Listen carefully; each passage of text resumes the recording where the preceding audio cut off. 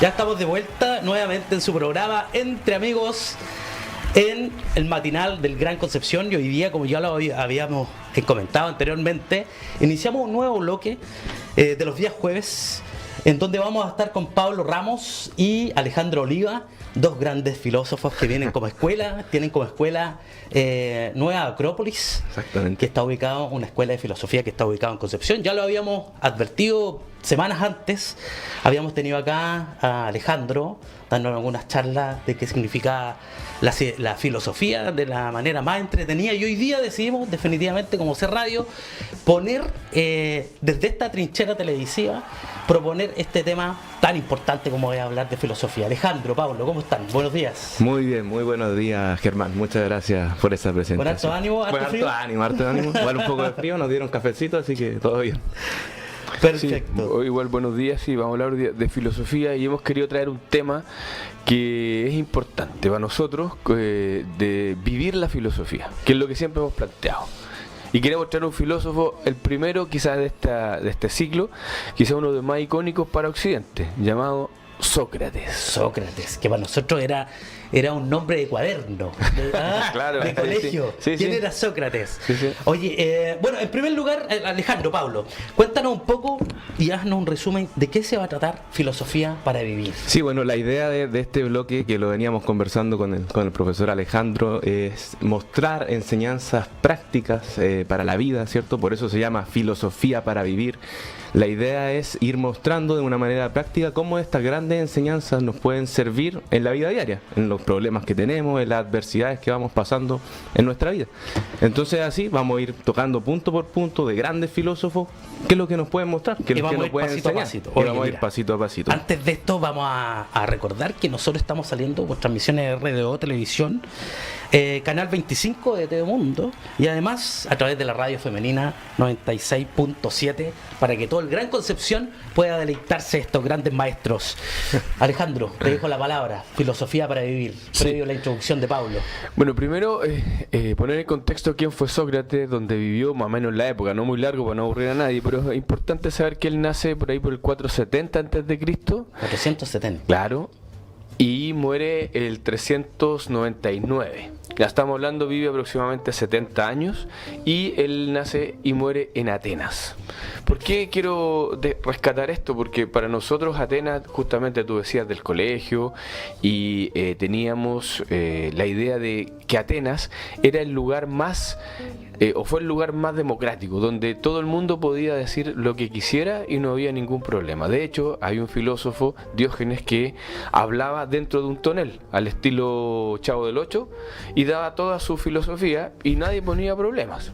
Es súper importante, porque en esa misma ciudad, en ese mismo lugar, es donde a Sócrates es condenado a muerte. Mira, qué raras las condiciones, o sea, donde ahí se permitía decir todo, Sócrates es condenado a muerte. ¿Y por qué es condenado a muerte? Básicamente por dos cosas: por enseñar a reflexionar, sobre todo a los jóvenes, y segundo, por querer, es acusado por querer reimplantar nuevos dioses, y en realidad lo que él quería hacer era hablar sobre las religiones, quería hablar sobre los dioses, qué es lo que eran profundamente, y por esas dos cosas es condenado a muerte a beber la cicuta. A ver, espérate un poquitito. Vivió en un tiempo en donde se podía hablar, había democracia para absoluta. poder hablar.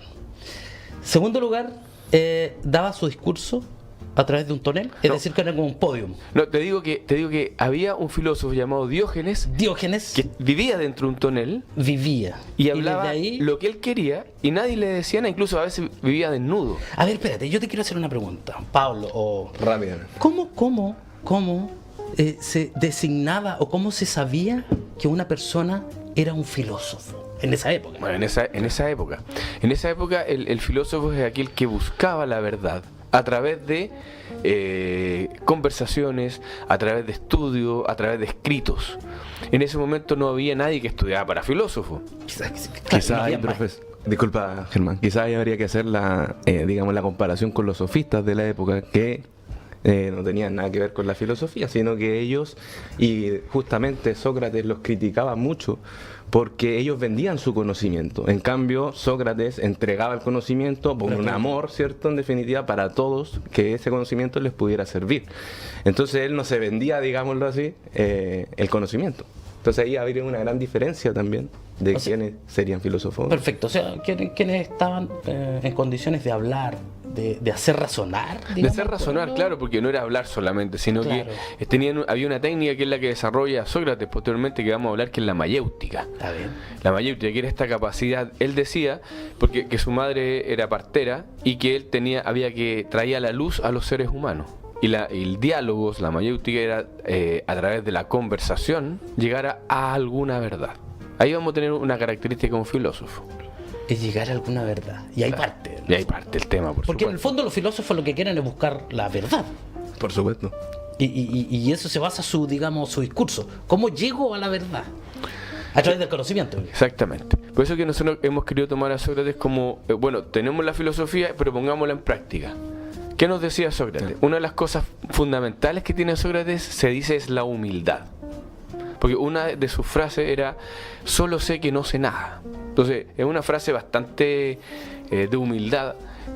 Solo sé que nada. Solo sé que nada sé. Ahora, a mí me gustaría explicar qué es la humildad también, porque a veces entendemos la humildad como andar, no sé, mal vestido. Claro. Oye, pero y en estos tiempos que están lejanos, ser humilde es como ser... No. Claro. Hoy día ser humilde no va con nosotros. No va con nosotros. Cuéntanos. Incluso está esa visión de la humildad, y la otra es que el humilde, aquel que no tiene nada.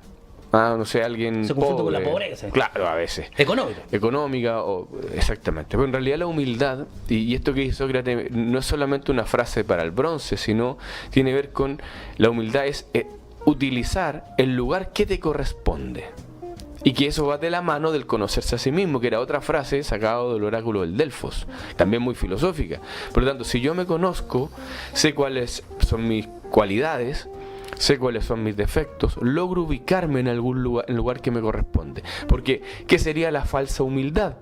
Ponerse más abajo de lo que te corresponde, como para que todos te digan, oye, pero tú tienes que estar más arriba, que, por favor. Eso es una falsa humildad. Y un exceso de vanidad es ponerse en un lugar también que no te corresponde, porque no tendrías las capacidades para hacerlo.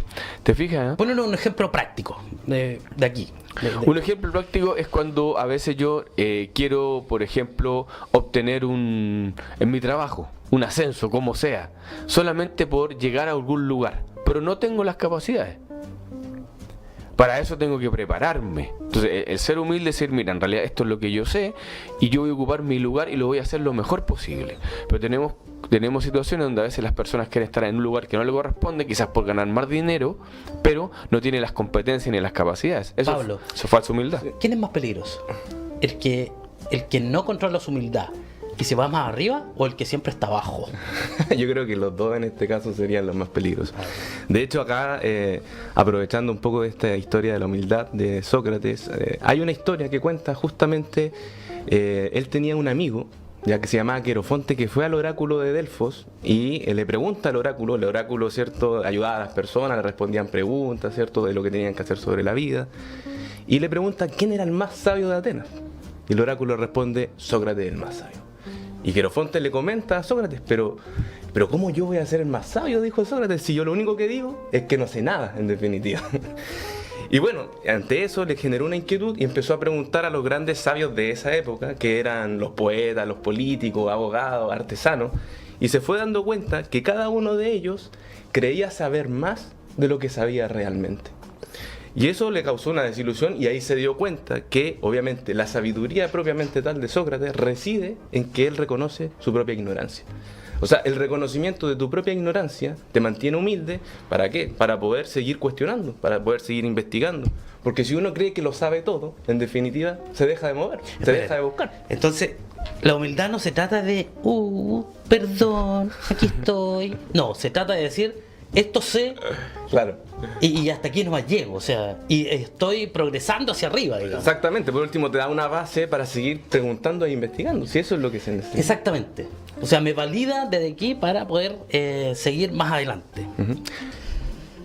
Es interesante por lo menos quizás llevarlo a un efecto, a un caso práctico de nuestra modernidad. Por ejemplo, si hoy en día estuviera Sócrates. A ver, dejemos eso bien claro. Entre más ejemplos, nuestros auditores no. Hoy en día no estuviera, entienden. por ejemplo, Sócrates, ¿a quién le consultaría hoy en día? Yo, por ejemplo, me iría a Instagram y vería a los grandes influencers, ¿cierto? Que te hablan sobre desarrollo personal, desarrollo financiero, te hablan sobre la salud, sobre el bienestar. Y si tú vas, y Sócrates le puede ir a preguntar, ¿y de dónde tú sacas todo este conocimiento? Lo más probable es que algún influencer le diga, bueno, no, es que yo lo escuché de aquí, lo saqué de este artículo. Y claro, él mostrándose persuasivo, carismático el influencer, y Sócrates se va a dar cuenta que realmente no sabe tanto como él cree que sabe. Porque todo su conocimiento es, digamos, superficial. Puede indagar un poco más, puede tener más, pero a la larga siempre vamos a ser ignorantes también. A la larga siempre vamos a ser ignorantes. Claro, porque nunca lo vamos a poder saber todo. Nunca lo vamos a poder saber todo. O sea, llegar y saber todo sería un desafío grandísimo, Alejandro. Demasiado. Por eso que otro de los elementos importantes y prácticos, por ejemplo, el ser humilde, que insisto, hay que tomar esta explicación filosófica para que no se malinterprete, es la comunicación. Nosotros aquí estamos comunicando, espero. Pero la comunicación es fundamental. Hoy día estamos en un mundo lleno de tecnología, donde de hecho estamos comunicándonos por diferentes plataformas, ¿o no? Uno ocupa el WhatsApp, que ocupa el mail, el teléfono, que ocupa Facebook, Instagram, y todos puedo mandar 4 mensajes por distintas plataformas, comunicándome incluso con un grupo de personas distintas. De alguna manera me comunico. Yo, por ejemplo, si veo TikTok, ¿me comunico o me llega información? Es que ese es el tema, ¿qué es la comunicación? Justamente Bueno, ahí tendríamos largas conversaciones, pero ¿qué nos plantea Sócrates? Justamente la importancia de la comunicación. Y para eso él desarrolla el diálogo y dice que a través de la conversación, de las palabras, diálogos, o sea, a través de las palabras yo voy a encontrar luz. Y eso es un elemento fundamental, porque hoy día se ha perdido el proceso de conversación. Yo entiendo... Diálogo es encontrar luz, ¿eso dijiste? A través de las palabras, logos, de la palabra, de las ideas, porque logo es la idea perfecta desde el punto de vista griego, y diálogos viene de ahí, o sea, yo a través de estas ideas logro luz. Y luz es, me acerco a la verdad. Por lo tanto, cuando uno tiene una buena conversación, se siente satisfecho con alguien, ¿eh? Exactamente. Tú te llevas algo positivo. Y veámoslo al contrario. Supongamos que tengo una conversación con alguien, pero que no es una conversación positiva. Finalmente igual me llevo algo, pero me voy mal. Me llevo oscuridad quizás. Y ahí no hay un diálogo, sino que hay una transmisión de elementos negativos. ¿O no te ha pasado? Que tú vas, te encuentras con alguien y lo único que te cuenta son dolores, y tú terminas con dolores. Porque estamos transmitiendo algo. De hecho, ahí hay una historia también de Sócrates respecto que él le llama los 3 filtros, ¿ya? Cuando vamos a comunicarnos con alguien. Y contaba la historia de que había un discípulo que lo fue a buscar, le dijo, maestro, llegó un poco, digamos, alterado, emocionado. Le dice, yo tengo una historia que contarte sobre un amigo tuyo, le dijo el discípulo a Sócrates. Y Sócrates lo miró, bueno, antes, cálmate un poco, cuando te calmes, vamos a pasar, ¿cierto?, tu comentario por el examen de los 3 filtros, le dice. El primero, sobre la verdad. ¿Estás absolutamente seguro de lo que me vas a decir es verdad? A ver, espérate un poquitito. El discípulo supo algo X. Sí. Corre Digamos, donde su maestro. en chileno, un cagüín. Ya, vamos aterrizando en contexto para que la gente no vaya. Totalmente. Corre rápidamente donde su maestro. Le va a contar el cagüín. Acuérdate que allá no había auto No había ni bicicleta, WhatsApp. así que a lo que es trote. Y le dice, a ver, te tengo que contar algo. Lo vio Claro. agitado. A ver, para. Calmémonos. Y él como maestro dijo, Claro. aquí, tranqui. Tranquilo. Justamente así mismo. Siéntate y te voy a hacer 3 preguntas. Y ahí vamos. Y ahí vamos. Ya. Y la primera pregunta es el filtro de la verdad. Y Ya. le dice, bueno, lo que me vas a contar, ¿tú estás absolutamente seguro de que es verdad? Y el discípulo, bueno, movió un poco la cabeza, dijo, la verdad es que no, lo escuché por ahí, realmente lo escuché en boca de otra persona, lo leí por ahí en definitiva.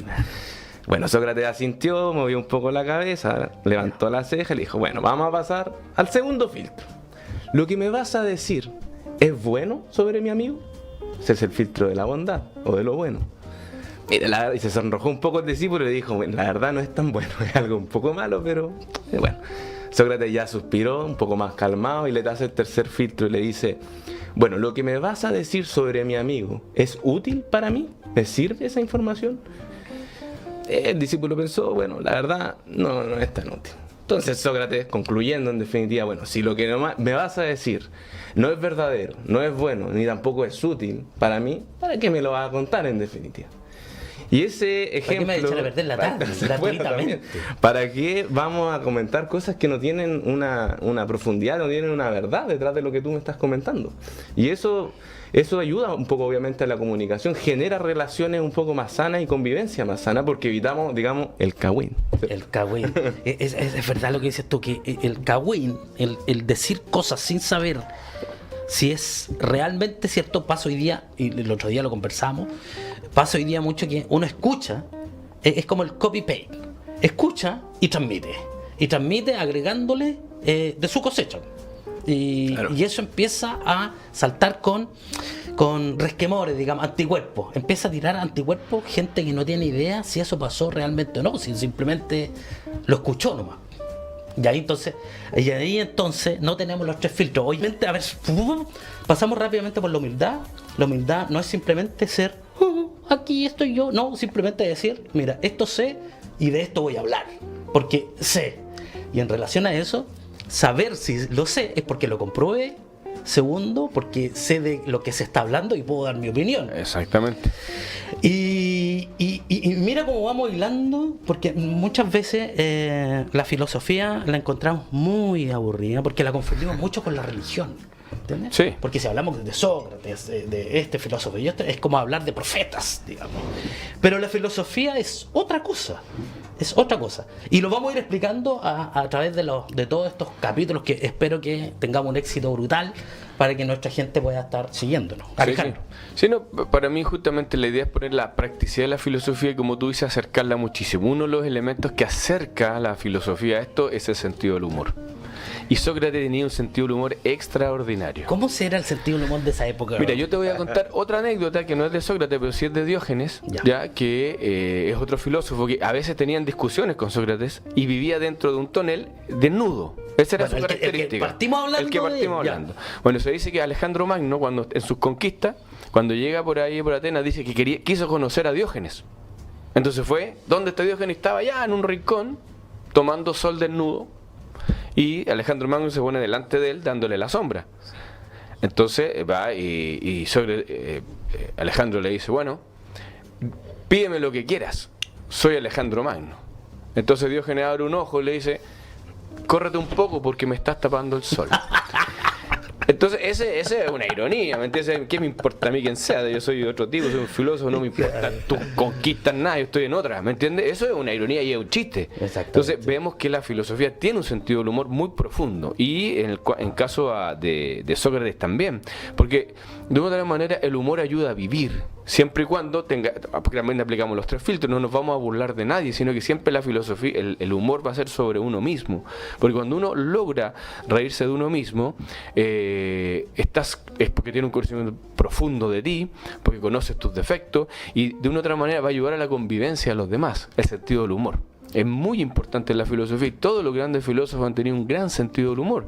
De hecho, a muchos los han mandado a matar y se ríen de la situación, o sea, bromean sobre la situación, y es muy interesante. Ahí Pablito tiene una anécdota sobre Sócrates que... Sí, yo tengo una historia, digamos, claro, no es que ellos sean cómicos, digamos, no es que vayan a contar a las plazas grandes chistes, digamos, sino que cómo se toman la vida, ellos se lo toman con humor, o con cierta ironía quizás también ante la vida.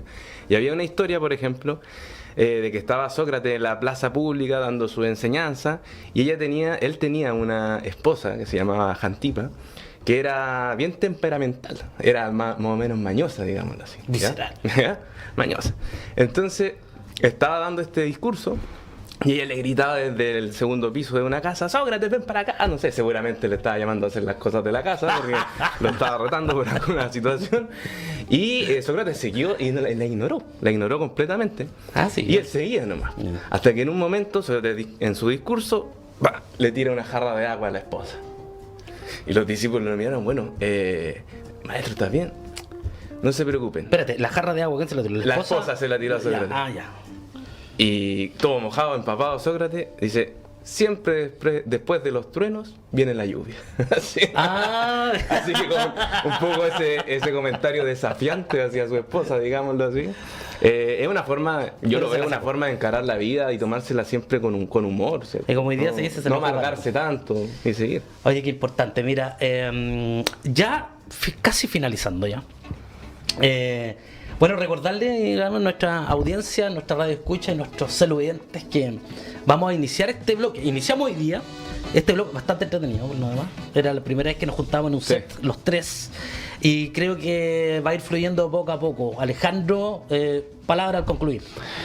Solamente ver la practicidad de esto. Es importante la humildad, estar ubicado donde corresponde, ni más arriba ni más abajo. Saber dialogar, saber comunicarnos, que las cosas importantes de la vida, no hablar mal de los demás, siempre va a ser positivo hablar bien, y finalmente tener sentido del humor, el mejor sentido del humor. Qué buena reflexión, sí. No hablar mal de los demás. Paulo. Sí, tomando obviamente las tres enseñanzas que vimos, la humildad, una buena comunicación, el sentido del humor para encarar la vida, yo voy a destacar acá la humildad. Creo que es necesario reconocer nuestra propia ignorancia para seguir buscando, para no quedarnos quietos. Yo creo que eso es importante, importantísimo, seguir buscando, seguir en movimiento y no quedarse quieto. Bien, muchísimas gracias por haber estado acompañándonos hoy día en esta sección inaugural de Filosofía para Vivir. Los esperamos mañana, viernes con Tuti, que va a estar Toti, va a estar la Yaneta, va a estar Eduardo. Así que tengan un buen día y éxito a todos. Muchísimas gracias, que estén muy bien. Que estén bien, muchas Chao, gracias. gracias. Chao.